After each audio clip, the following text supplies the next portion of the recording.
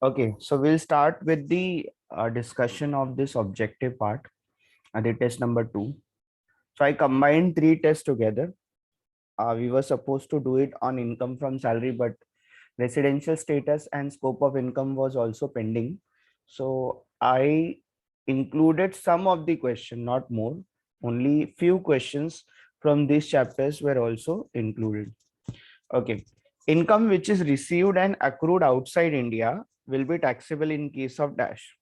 ठीक है, ऐसा इनकम जो आउटसाइड ही इंडिया अक्रू हुआ है, रिसीव हुआ है, ऐसे इनकम को फॉरेन इनकम बोलते हैं. और फॉरेन इनकम किसको टैक्सेबल होता है? बोलो, फॉरेन इनकम किसको टैक्सेबल होता है? Non resident. नॉन रेसिडेंट को टैक्सेबल होता है फॉरेन इनकम? बाप रे बाप.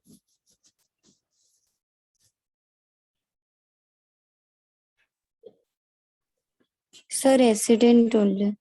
हाँ, रेसिडेंट एंड ऑर्डिनरी रेसिडेंट कहाँ पर है ये? ठीक है, not non resident, both resident and ordinary resident नहीं, रेसिडेंट एंड ऑर्डिनरी रेसिडेंट होना चाहिए. यहाँ पे कंप्लीटली लिखा नहीं है, ऑर्डिनरी रेसिडेंट. ठीक है, ठीक है. ओके, ऑप्शन में बट इतना ही था, रेसिडेंट ही था. But when you say resident, by default you have to assume कि ये रेसिडेंट एंड ऑर्डिनरी रेसिडेंट ही है. ठीक है, तो foreign income is taxable to one, है ना. फर्स्ट कॉलम को है, फर्स्ट कॉलम किसका था? रेसिडेंट एंड ऑर्डिनरी रेसिडेंट का था. ठीक है, टाइम हो गया तो भूलते मत जाओ, चीजें रिवाइज करते जाओ. Deduction of entertainment allowance is allowed to dash. Entertainment allowance की government government employ only. Uncommuted pension, uncommuted pension किसको बोलते हैं? जो मंथली रिसीव होती है उसको ना. Received by an employ other than government employs dash. वैसे इसमें मैटर करता है क्या वो गवर्नमेंट एम्प्लॉय है कि नॉन गवर्नमेंट एम्प्लॉय? ठीक है, uncommuted pension is always taxable, तो इट इज फुल्ली टैक्सेबल में ही आएगा. ठीक है, अनकम्यूटेड पेंशन के बारे में सोचना नहीं होता ज्यादा, it is always taxable. Okay, an Indian who went out for of India for employment purpose must be in India for dash to be considered as resident. कितना दिन उसको इंडिया में रहना पड़ेगा तब जाके वो क्या होगा? रेसिडेंट होगा. एक इंडियन की बात करें, 182 डेज है ना. उसके लिए मिनिमम 182 डेज ही चाहिए, उसके अलावा उसके पास कोई दूसरा ऑप्शन नहीं है. ठीक है, 60 और 365 डेज वाली कंडीशन उसके लिए नहीं है. ठीक है, ध्यान देना. और दोनों भी ऑप्शन में रहेगा तो भी आपको सिर्फ 182 ही सिलेक्ट करना है. मैंने बताया था एक कंडीशन किसके ऊपर अप्लाई होती है और 2 कंडीशन किसके ऊपर अप्लाई होती है. Correct. Income accrue in Afghanistan rupees 50,000 and 50% of the amount received in India. How much amount will be taxable for non-resident? अच्छा, नॉन रेसिडेंट को सिर्फ कौन सा इनकम टैक्सेबल होगा? जो इनकम इंडिया का है उतना ही हम लोग उसको टैक्सेबल कर सकते हैं, है ना. तो कितना होगा इसमें? इसके 50,000 50,000 का 50% जो है वो इंडिया में रिसीव हुआ है ना. 25,000। हाँ, ठीक है, ये चीज याद रखना है. Only Indian income is taxable to non resident, है ना. Indian income is taxable to all, ऐसे ही बोलते हो ना तुम लोग. तो इंडियन इनकम इसमें से कितना है? 25,000. बाकी का 25,000 जो है फॉरेन इनकम है. हाँ, अगर क्वेश्चन अलग तरह से पूछा जाए ऑर्डिनरी के लिए कितना टैक्सेबल है तो आपको पूरा लेना पड़ेगा. ठीक है, ऑर्डिनरी को सारे इनकम टैक्सेबल होते हैं. Basic pay rupees 1 lakh, rent free bungalow perquisite rupees 50,000, bonus received rupees 50,000. What will be the gross income from salary before deductions?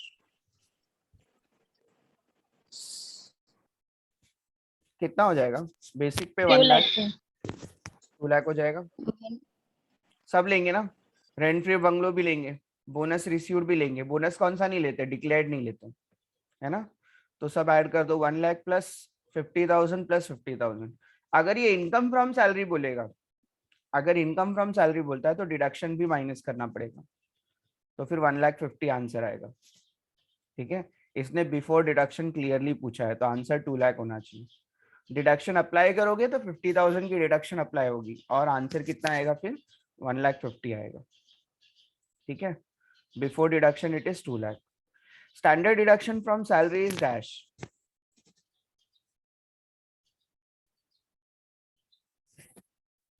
Standard deduction salary की कितनी है? फर्स्ट दैट इज आइदर ₹50,000 और gross salary whichever is higher, ऐसा बोलो। No sir, fourth one. हाँ, either ₹50,000 और gross salary whichever is lower. आपको बताया maximum it is 50,000 and it is always depending on the gross salary. तो अगर gross salary 30 है, ये 50 है, तो आप 30 से ज्यादा नहीं ले पाएंगे। ठीक है, और ये 30 है, वो मतलब ये 50 है और ग्रॉस सैलरी अगर 1,00,000 है, तो भी तो आपको क्या लेना पड़ेगा, 50,000 ही लेना पड़ेगा। तो दोनों में से लोअर ही लेते हैं हमेशा, अपन हायर नहीं लेते कभी भी। तो स्टैंडर्ड डिडक्शन इज ऑलवेज 50,000 और gross salary whichever is lower. मैं आपको हमेशा लिखाता हूँ मैक्सिमम 50,000, मैक्सिमम 50,000 मतलब उससे ज्यादा नहीं हो सकता। अच्छा, loan against salary is dash. Not an income. Not an income, है ना, loan is not an income, it is a liability. Ramu is entitle to a salary of 10,000 per month. इसके लिए कैलकुलेशन लगेगा।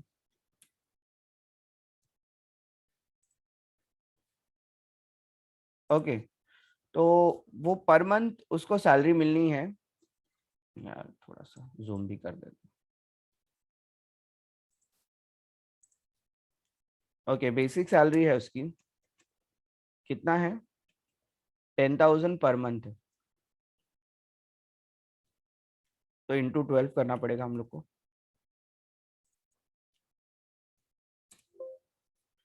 क्या हो गया अभी, अच्छा इंटू, ओके, तो 1,20,000 हो जा रहा है। ओके, और क्या बोल रहा है took advance salary from his employee for the month of April and May. April और मई का उसने एडवांस सैलरी लिया है। ठीक है, तो अप्रैल और मई की एडवांस सैलरी उसकी हो जाती है 20,000 ना, 10,000 के हिसाब से 20,000 हो जाती है। ये है एडवांस।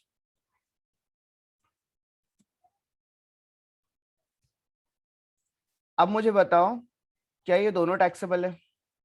एडवांस सैलरी लेते हैं क्या हम लोग? नहीं लेंगे। No sir. Advance salary taxable नहीं होती है। जल्दी, अरियर्स भी टैक्सेबल है, एडवांस भी टैक्सेबल है, बताया था।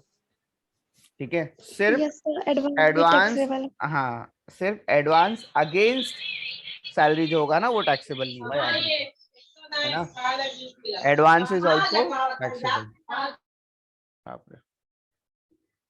ओके, तो एडवांस अगेंस्ट सैलरी जो है वो नॉन टैक्सेबल होता है। लोन अगेंस्ट सैलरी जो होता है वो नॉन टैक्सेबल होता है क्योंकि वो लोन है, but advance salary is always taxable, arrears is always taxable. तो अगर यहाँ पे हम लोग टोटल सैलरी निकालेंगे तो कितना हो जाएगा आपका, 1,40,000 हो जाएगा। ठीक है, द आंसर इज 1,40,000। याद रखना, एडवांस भी टैक्सेबल है, अरियर्स रिसीव हुआ होता तो वो भी टैक्सेबल हो जाता। ठीक है, बट सर, हाँ वो तो 31 मार्च को लिया ना उसने 20,000, तो वो कैसे टैक्सेबल है? 30 कौन से मार्च, अभी यही मार्च को लिया ना, 31 मार्च को ही लिया है ना। हाँ तो हाँ, तो 21 अप्रैल से नया साल स्टार्ट होगा ना, 2020 हाँ, 2021 का। तो आपने एडवांस सैलरी पहले ही लेना है ना बेटा। एडवांस सैलरी जो है वो आपने पहले लेना है। देखो, salary is taxable on receive basis और ड्यू बेसिस। तो ड्यू बेसिस पे उसकी सैलरी कितनी कैलकुलेट होगी, 1,20,000। ठीक है, अगर ड्यू बेसिस पे लेंगे तो 12 मंथ की सैलरी काउंट होगी। ड्यू बेसिस का मतलब क्या होता है, कितने मंथ है, कितनी मंथ की सैलरी है, तो कितना होता है, 1,20,000 होता है। ये रिसीव हुआ है, ठीक है, और ये ड्यू हुआ है। सर बट और ग्रॉस सैलरी 20 और 21 का बोला है ना। हाँ, तो उसी का बोल रहा है, उसमें तुम्हारा एडवांस सैलरी भी काउंट होता है और अरियर्स भी काउंट होता है, सारी चीजें काउंट होगी उसके अंदर। ग्रॉस सैलरी की बात कर रहे हैं हम लोग। जब सैलरी कैलकुलेट करते थे तो वहां पे भी हम लोग एडवांस सैलरी लेते हैं, ठीक है। इवन अरियर्स भी लेते हैं। अरियर्स का मतलब क्या होता है, आपको टाइम के बाद मिला है, और एडवांस का मतलब क्या होता है, आपको टाइम से पहले मिला है। दोनों ही आपको लेना है, विच एवर इज अर्लियर ना, ड्यू और received, which ever is earlier, ठीक है। आप इसी ईयर की भी बात करेंगे, अगर मतलब 2021 की भी बात करेंगे तो उसके अंदर भी हम लोग सब लेते हैं, ठीक है। अब नेक्स्ट ईयर जो होगा, ये आपने टैक्स कर लिया है इसके ऊपर 20,000 पे, नेक्स्ट ईयर इसके ऊपर टैक्स नहीं लगेगा, ठीक है। तो इसी ईयर में आपको सारी चीजें सेटल करना पड़ता है, ठीक है। जितनी सैलरी वो भी, जितना रिसीव किया है वो भी, एडवांस में रिसीव किया है, अरियर्स में रिसीव किया है, सब आपको ऐड करना पड़ता है। It's a part of your salary. अगर वो तुम लोग को याद होगा, मैंने तुम लोग को फर्स्ट इधर पे भी होगा तो मैं बताता हूँ अगर है तो। हाँ यहाँ पर है।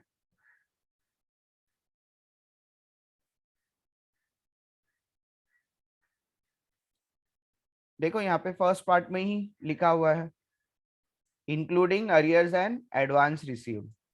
तो इसमें अरियर्स भी आएगा, एडवांस भी आएगा। अभी मुझे एक बात बताओ, एडवांस का मतलब ही क्या होगा? एडवांस का मतलब ये कि नेक्स्ट ईयर को बिलोंग करता है, इस ईयर में रिसीव हुआ है, उसी को तो एडवांस बोलेंगे हम लोग, ठीक है। तो आपकी सैलरी में कभी भी अरियर्स भी आते हैं, एडवांस भी आते हैं, ठीक है। तो एडवांस आपकी जो बेसिक सैलरी होगी कभी भी 12 मंथ से ज्यादा हो सकती है, ठीक है, बट 12 मंथ से कम नहीं होगी आपकी सैलरी कभी भी, ठीक है। क्योंकि 12 मंथ तो हो ही जाएंगे ड्यू बेसिस पे, चाहे रिसीव हो ना हो, ठीक है। तो आपको ये तो काउंट करना ही है इंटू 12 करके। इवन तो अगर आपके क्वेश्चन में दिया है कि सैलरी सिर्फ 11 मंथ्स के लिए रिसीव हुई है, तो भी आपको इंटू 12 तो लेना पड़ेगा। और उसके साथ साथ आप क्या करेंगे, ये भी लेंगे, एडवांस भी लेंगे, ठीक है। तो ध्यान देना, अरियर्स भी लेंगे, वो भी ध्यान देना, ठीक है। यहाँ पर जो अपना फाइनेंशियल ईयर वाला जो कॉन्सेप्ट है, जो अकाउंटिंग में हम लोग यूज करते हैं, वो यहाँ पे फॉलो नहीं होता बेटा, ठीक है। यहाँ पे लॉजिक ये फॉलो होता है कि आपको जो भी चीज जिसके ऊपर टैक्स पे करना है, पहले ही पे करना है। जब इनकम हो जाएगा पहले ही टैक्स उसके ऊपर पे करना है, ठीक है। गवर्नमेंट को टैक्स चाहिए, ज्यादा से ज्यादा चाहिए, ज्यादा से ज्यादा अमाउंट पे चाहिए, ठीक है। तो आपकी बेसिक सैलरी पे तो टैक्स मारेंगे, एडवांस लिया है तो एडवांस रिसिप्ट बेसिस पे बट टैक्सेबल कर लेंगे। सर ये जो 1,40,000 आ रहा है वो तो 2019 और 20 का होगा ना, उस इनकम का, वो ईयर की इनकम का होगा, और हमको पूछा 20 to 21 का। फॉर द असेसमेंट ईयर 2021, हाँ तो असेसमेंट ईयर 2021 है। और आप अच्छा, अच्छा, एक्चुअली ये क्वेश्चन जो है, 2 मिनट, हाँ, ये क्वेश्चन जो है वो अपना एकेडमिक ईयर का नहीं है। फर्स्ट ऑफ ऑल क्वेश्चन बराबर है, और यहाँ पर इधर चेंज करते हैं और यहाँ पर चेंज करते हैं, हाँ। तो आप क्या, ये भी है ना, ओके। अब एक बात बताओ मुझे, इसने क्या पूछा है? असेसमेंट ईयर 2021, 21-22 ही पूछा है ना, और आप क्या बोल रहे हो, सैलरी 2021 की है। या फिर उल्टा सोच लो, असेसमेंट ईयर 2021 का पूछा है, तो बेटा आपका प्रीवियस ईयर कौन सा होगा? 20 to 21। 20 to 21 जो होगा आपका प्रीवियस ईयर होगा, अगर आपका असेसमेंट ईयर 21-22 है तो, ठीक है। तो असेसमेंट ईयर कभी भी आगे होता है ना, आपको सैलरी पहले की पूछता है। तो असेसमेंट ईयर जब भी पूछेगा ना, तो असेसमेंट ईयर का मीनिंग क्या होता है? असेसमेंट ईयर बाद में आता है, प्रीवियस ईयर पहले आता है। इनकम कब अर्न करना होता है? आपको प्रीवियस ईयर में अर्न करना होता है, ठीक है। अगर आपका असेसमेंट ईयर 21-22 है, ठीक है, तो उसका प्रीवियस ईयर कभी भी पहले आएगा ना, तो इनकम कभी भी आपको पहले अर्न करना होता है, उसके ऊपर टैक्सेबिलिटी जो है बाद में होती है। तो मुझे यहाँ पे आपका क्वेश्चन समझने में थोड़ा सा प्रॉब्लम हो गया। क्वेश्चन इज करेक्ट, आपको असेसमेंट ईयर पूछा है, प्रीवियस ईयर नहीं पूछा है। अगर यही क्वेश्चन को प्रीवियस ईयर से पूछता तो पूछता प्रीवियस ईयर 2021 ही पूछता था वो, ठीक है। या फिर अगर आप पहले वाले क्वेश्चन के हिसाब से देखेंगे तो 1920 ही पूछता वो, प्रीवियस ईयर 1920 होगा अगर उसका असेसमेंट ईयर 2021 है तो। समझा क्या? कभी भी आपको असेसमेंट ईयर बोला मतलब आपको कैलकुलेशन इससे पहले वाले साल की करना। डन? देन सर अगर 20,000 31 मार्च के पहले भी हुआ रहेगा तो उसे भी काउंट करना है ना काउंट कर एडवांस में लेना है, इसलिए। हाँ काउंट कर लेना है उसको भी। ठीक है। Thank you. हाँ, यहाँ पर सिर्फ इतना ही एक प्रॉब्लम था कि ये प्रीवियस ईयर का क्वेश्चन था और हमने क्या किया, उसको खाली अपने हिसाब से चेंज कर दिया, बट आंसर में कोई प्रॉब्लम नहीं आएगा, आंसर विल रिमेन सेम। जब भी आपको असेसमेंट ईयर बोलता है तो आपको पता होना चाहिए कि उसका प्रीवियस ईयर जो है उससे पहले आया है ना। तो असेसमेंट ईयर में कोई कैलकुलेशन नहीं होता है, मैंने आपको सिखाया previous year and assessment year का कॉन्सेप्ट जो है। Okay, salary received by partner from the firm in which his partner is taxable under the head dash. तो सैलरी जो पार्टनर को मिल रही है वो कहाँ पे टैक्सेबल होगी? Income from business and business and profession, ठीक है, वो उधर का ओनर है। Dash relationship is necessary for taxing the remuneration under the head income from salary. Employer employ. Employer और employ relationship. Gratuity under section 10(10) is exempted up to dash for non government employ. Non government employ के लिए maximum कितना है gratuity exempt? 10 lakh. 10 lakh. हम लोग उधर पे लिखते थे ना, maximum is 10 lakh. Salary is taxable on dash basis. बताया था अभी थोड़ी देर पहले ही बताया मैंने। ड्यू। जल्दी, क्यों? रिसिप्ट बेसिस पे एडवांस टैक्सेबल नहीं था, है ना? तो रिसिप्ट और due basis whichever is earlier, जो पहले मिलेगा उसके ऊपर आप क्या करेंगे, उसको टैक्सेबल करेंगे। याद रखो, ये मैंने अभी भी आपको एग्जांपल दिया था, it is due, it is received, दोनों में से जो भी अर्ली है वही हम लोग क्या करेंगे, टैक्सेबिलिटी के लिए काउंट कर लेंगे। ये ड्यू बेसिस पे अर्ली आ रहा है और ये रिसीव्ड बेसिस पे अर्ली आ रहा है। ड्यू तो नेक्स्ट ईयर होगा ना, एडवांस सैलरी का मतलब क्या होता है, it belongs to next year. Due next year होगा, लेकिन रिसीव पहले हुआ तो भी टैक्सेबल कर लेंगे। अभी अरियर्स का केस क्या होता है, पहले रिसीव नहीं होता, बाद में रिसीव होता है, अपन पहले उसको टैक्सेबल कर लेंगे। आप बोलेंगे सर 11 मंथ की सैलरी मिली है, नहीं 12 मंथ पे ही टैक्सेबिलिटी होगी, क्योंकि ड्यू बेसिस पे आपको 12 मंथ आ जाएंगे, ठीक है, चाहे रिसीव हुआ हो ना हुआ। तो टैक्सेबिलिटी जो होती है या तो रिसीव बेसिस या तो due basis, whichever is earlier. Doctor Jagdish is employ with Fortex hospital limited as a senior cardiac surgeon. Amount receive by him from the hospital will be taxable as dash. वो वहां का employ, salary में आएगा। Salary received by MP and MLA will be taxable as dash. किसमें taxable होगा? Other sources. Other sources. Mr. Goswami working for LMP Limited receive gratuity and commuted. Commuted pension और gratuity दोनों receive होगा तो pension कितना exempt होगा?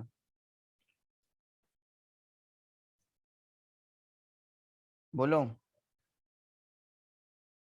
अगर आपका ग्रेचुटी रिसीव्ड है तो पेंशन कितना एग्जेम्प्ट होता है, और अगर ग्रेचुटी रिसीव नहीं है तो पेंशन कितना एग्जेम्प्ट होगा?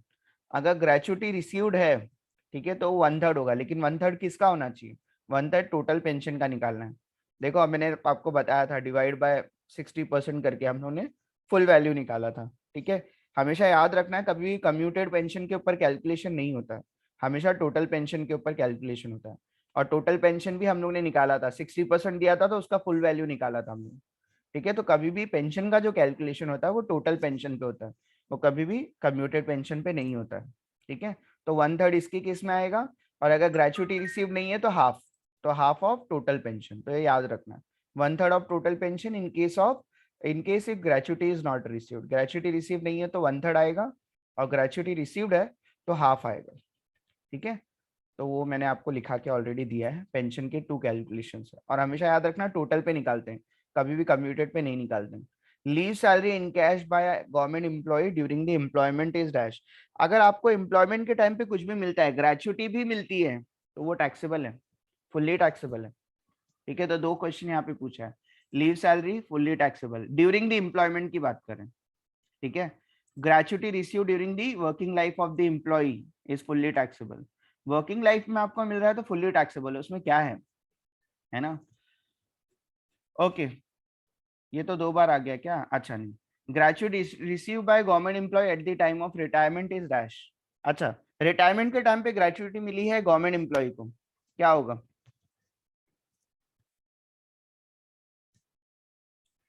रिटायरमेंट के टाइम पे गवर्नमेंट एम्प्लॉय को